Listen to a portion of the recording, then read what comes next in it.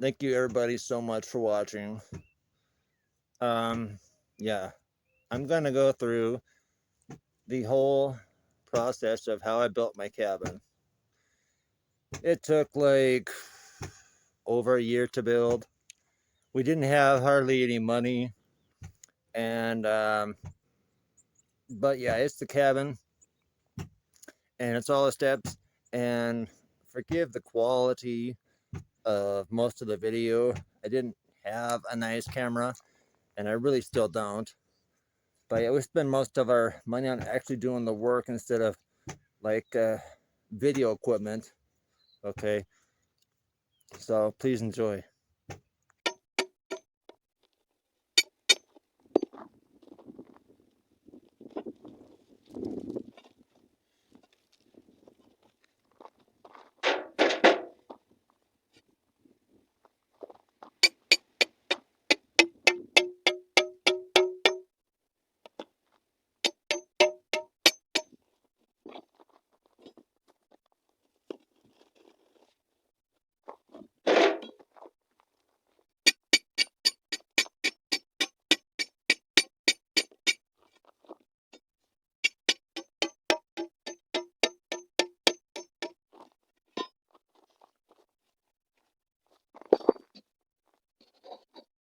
So folks, I've already gotten started building the outside part for a form for one of the walls, and I'm going to continue on with that. I'm using pine boards, which is pretty common. I'm using 6-inch,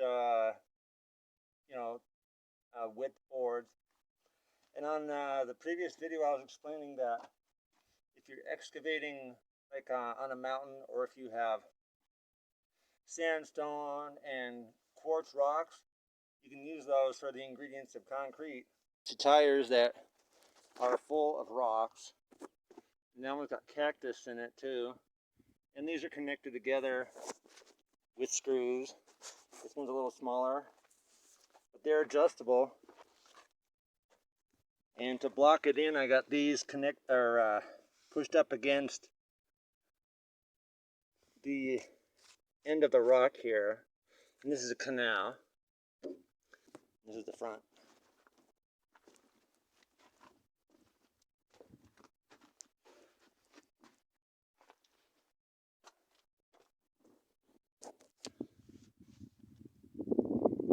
Where I'm sitting right now is in the upper garden area, outer form. And this will make more sense on upcoming videos. With the form, you have one side, and then you're going to have one in here the opposite way, so that the middle of it, the cavity, will be full of concrete. And I'm going to have rebar in here.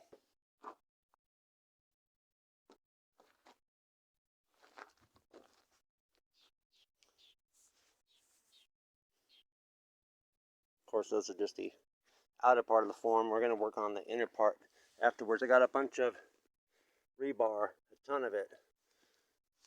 I'm going to be doing more form work up higher now that we got some concrete in here.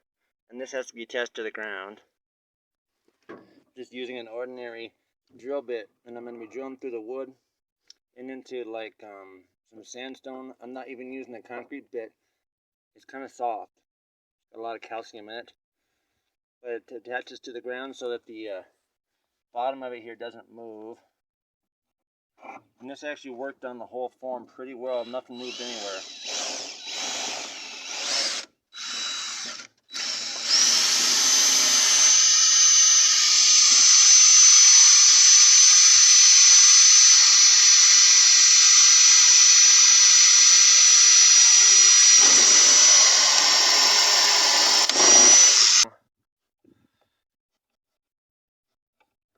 And this board here,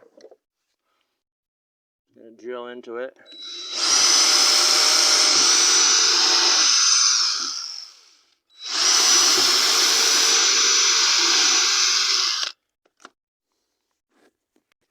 Can go the screws in there.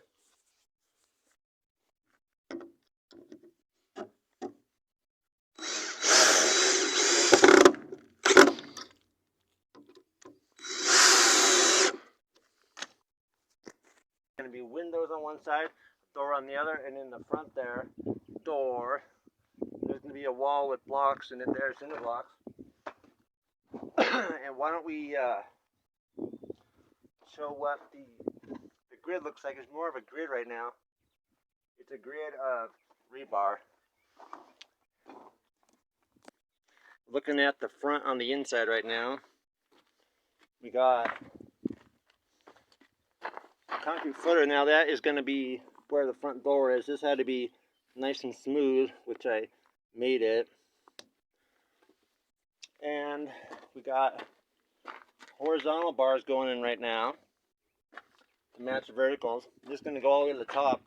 You can kind of see over here how it goes. Not really that complicated. And that's going to be the wall cavity where we fill concrete. With the grid pattern, it has to be pretty close. The closer they are, the stronger, pretty much. I got like 8 inches apart, and they're about 8 inches distance as we go up. These are a little closer, like a little over 7 inches. I just didn't trust these to have them be a full 8 inches apart. There's definitely enough steel in here to keep the building strong. I'm going to be welding on with batteries today. Actual welding here. You have the negative lead connected to ground to the metal, and the positive of that battery connected to the negative of the other. And the positive is a working lead, so we got 24 volts, probably about 13 actually. This goes a pretty long time. It's going to be for the framing of a window here. I have more posts going in here, more tubes. It's going to be like 5 windows.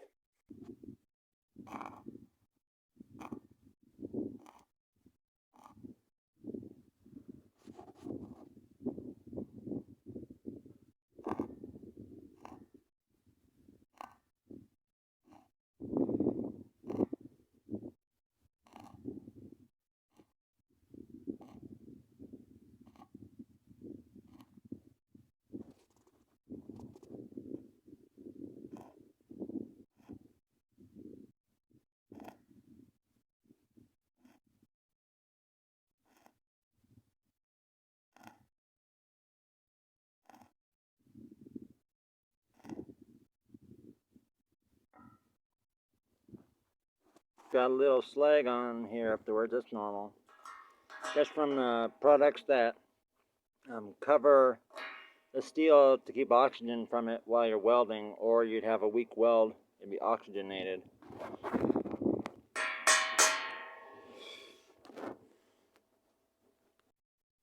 It's going to be where the window frame structure connects into the foundation here through these anchor bolts in the holes here. And then we'll finish off with the columns, which will be poured concrete and blocks right here. But yeah, I haven't put in the middle tubes yet, the ones that go 1, 2, 3, and 4 in there, evenly spaced to have windows in between. This is all structural, it's not just for show. Got a little bit done here. Got notches cut in the top of them for rebar to go through. I'm going to put concrete in there, and I had to build a, I don't know, like a scaffolding to stand on. I'm not going to try to reach way above my head and do this. Are you kidding me? This is Sabina. He's been helping me almost every time I'm doing anything big, man. I got to thank you big time. And I'm up here, I got rebar going through, and we put concrete in there because if there's just holes in here, that's just air, and these are very porous. Water goes through. Obviously, the concrete goes all the way down through all the holes and locks it together.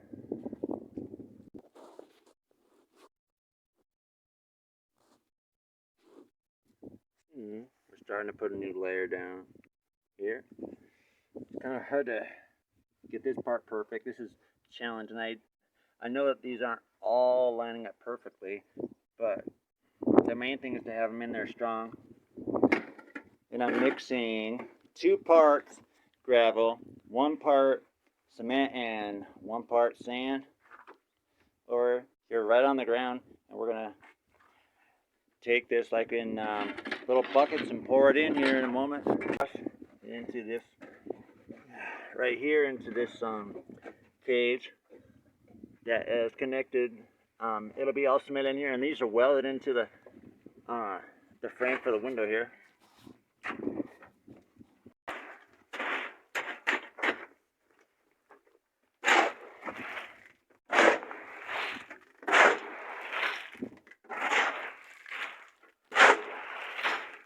Right now, form work for the top, because I'm gonna put a beam in here made of those cages. And what do you think of the house so far, honey? It looks good. It looks good. Everything's going good, and he's building the house good, and it looks like it's gonna be a nice house. Most recently, we put in this block wall. In there, of course, are those cages. That's how you do columns, especially in this part of the world. And this is the continuation of the beam that will have concrete for it. And I got these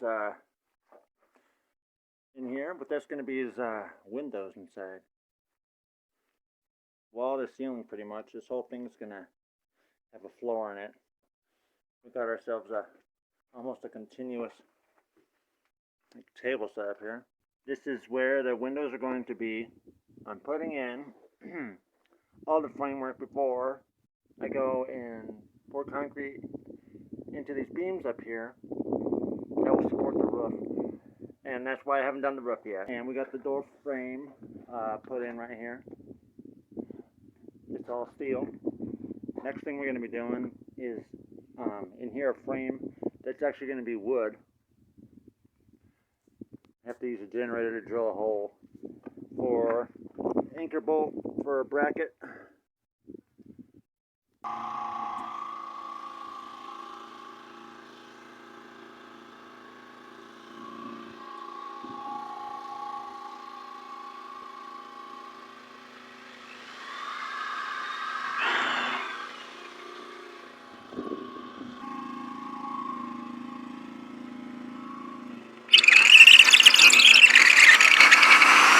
And the door is going to be kind of large, especially for how small this living room is here.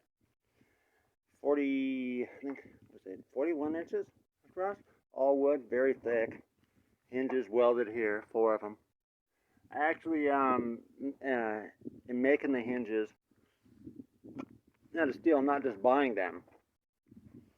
They're going to be strap hinges, and of course, like I was saying, the swivel part here will be welded on. And into the concrete, the bent rebar will go. This side's already been done. And this is the top where we're going to have the roof, the concrete roof, and eventually another story up there, which will be steel. Steel studs, exclusively steel, and a lot of windows. But yeah, the next part will just be finishing this column after we put in the framework for the wall here. That'll have a bathroom door. This is a type of beam. It actually goes down like 12 inches. The other 2 rebar like this are connected with like these shackles.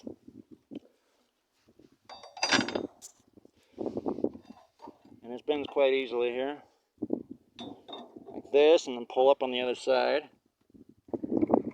And that's what you get, is that right there. And these are like 8 inches apart, which these are 8 inches apart too. Have it in there like this. Yeah, wonder if I can do this and let's see. I know that I tie them in different places. This is one right here, place to tie them.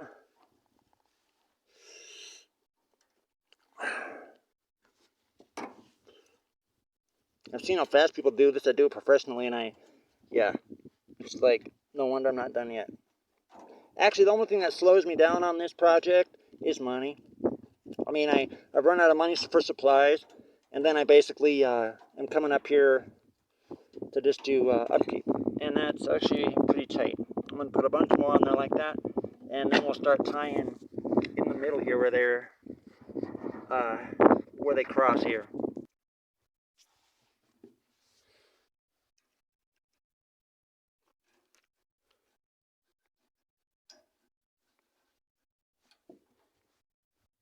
I like to keep these bent in.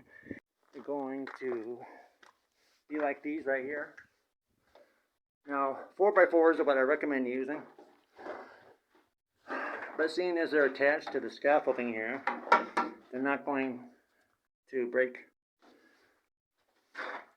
I put a few in here when I had, because I had them and I had time. But you want to put them like this far apart, like 15 inches on the center, apart in every direction. We're actually pulling this bucket by bucket. Look how far we've gotten. Oh man, it's beautiful. Unbelievable. But we're not, we're actually doing this bucket by bucket ceiling. This is the chimney. We're going to have a fireplace in here. And of course I got my outlets totally sealed up with duct tape. And I have to position them real carefully as we go here.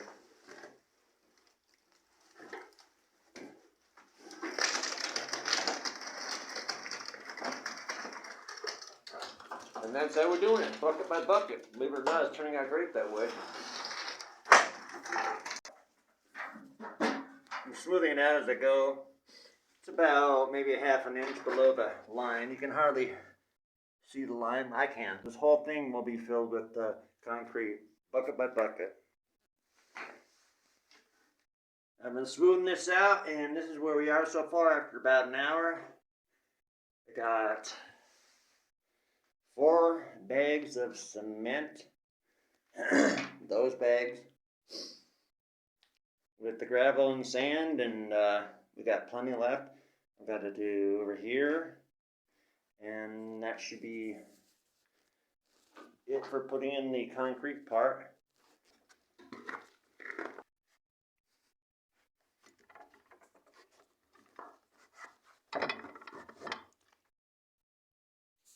Okay, got that in there. We got the bolt pushed down.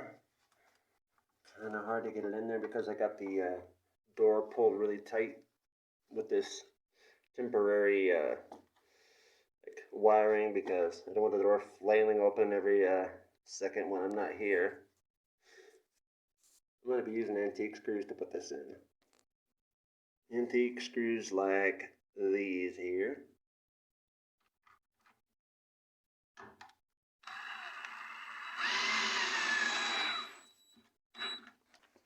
And do blocking for these little double 2x4 floor joists. Blocking that's in here. Okay. Now, we poured this portion of the floor, which is only 6 inches all the way around, except for where the kitchenette is going to be. And a little itty bitty kitchen over there.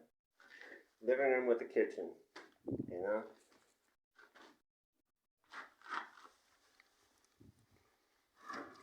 Most accurate way to measure is without a measuring tape, if you can.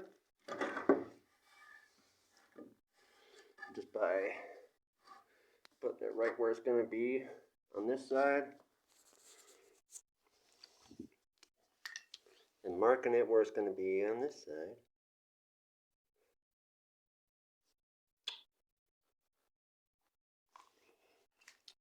And you can put a cutting blade like this on your angle grinder if you so choose to.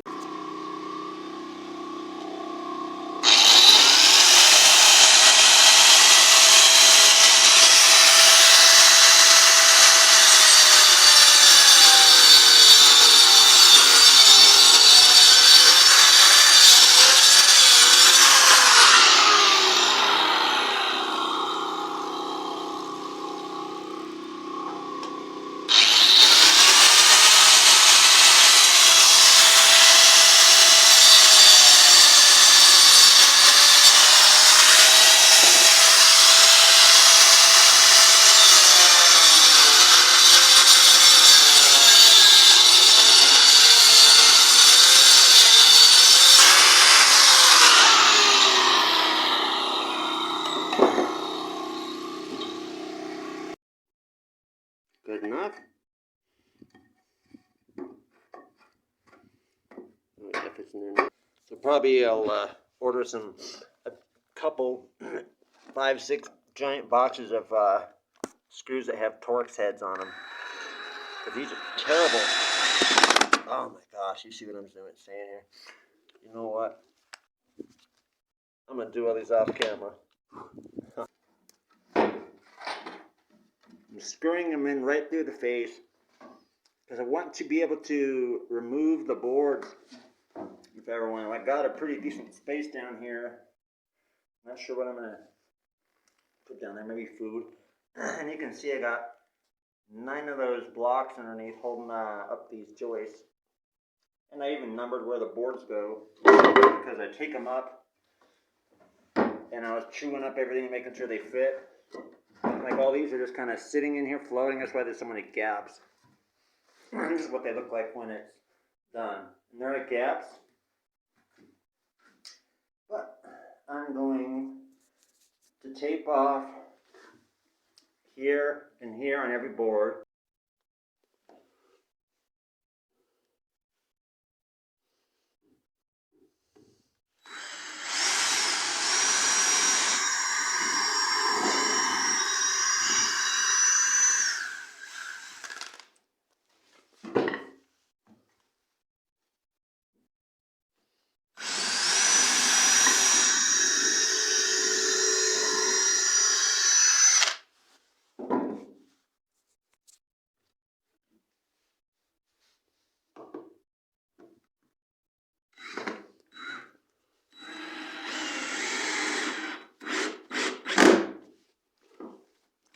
Oh man, doesn't seem to matter if I put all my weight on that or not. They skip. That's why I don't like Phillips. Oh man.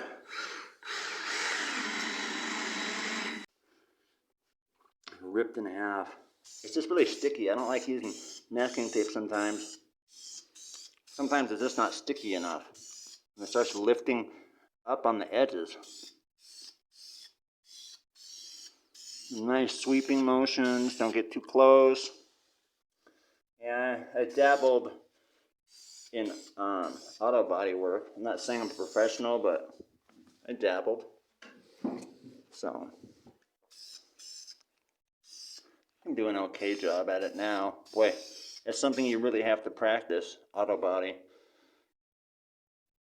Talent on that comes with a lot of practice. And I put automotive paint underneath the top coat. I was kind of testing how it would look, but it just looks way too festive.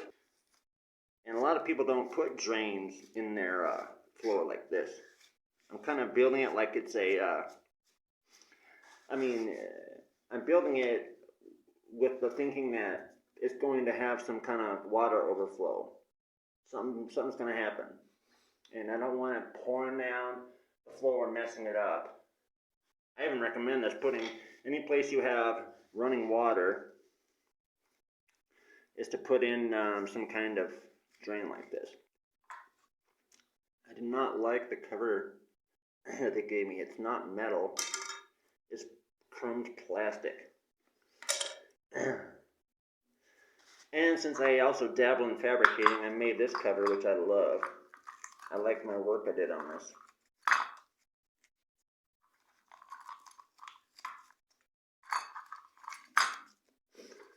It's aluminum, and stepping on this won't break it. It doesn't need to have a high flow rate, so I didn't put channels in it. I just drilled holes and then I chamfered like the edges to make it funnel-like, so that the water doesn't tend to pool in. It kind of tends to drain in these holes better. I got this little plastic whoochamajigger. And this right here fits in perfectly.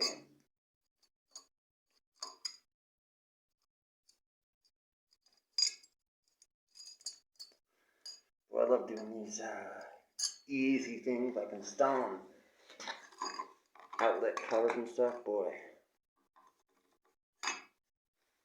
can I see where the holes line in?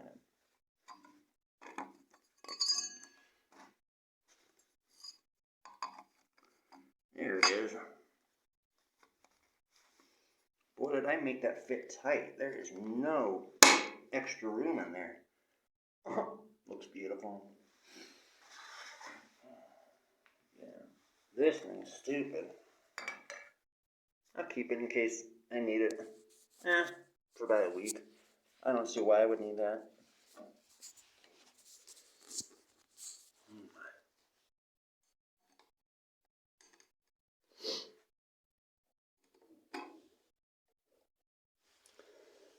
Man, that is some tough plastic underneath. That I'm screwing this into. Jeez.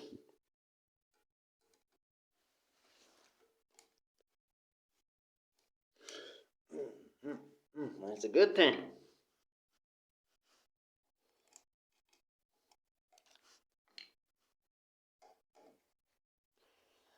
Oh, that is beautiful. Anyway, so I hope you enjoyed watching what we've done with the cabin. We're building onto it, and hopefully it's going to be a lot better and bigger when we're finished with it. And anyway, this has been Montana Wildcat. God bless you all.